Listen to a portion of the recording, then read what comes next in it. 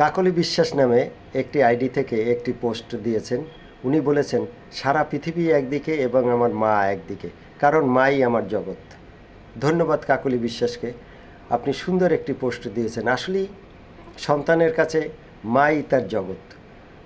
মা এমন একটি প্রতিষ্ঠান, এমন একটি বিষয় যেখানে মায়ের কাছে সন্তান অভয়ে সব কিছু বলতে পারে, যেটা পিতার কাছে বলতে পারে না। কিন্তু মায়ের কাছে সব কিছু ফ্রি।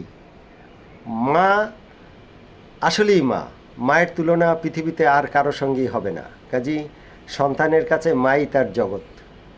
ধন্যবাদ কাকলি বিশ্বাসকে, আপনি সুন্দর একটি পোস্ট দিয়েছেন। আপনাকে অসংখ্য অসংখ্য ধন্যবাদ। প্রতিটি সন্তানের কাছে মায়ের স্থান তার মাথার উপর। যেহেতু মায়ের মাধ্যমে আমরা পৃথিবীর আলো বাতাস দেখেছি, মা হলো আমাদের প্রথম শিক্ষাগুরু। মায়ের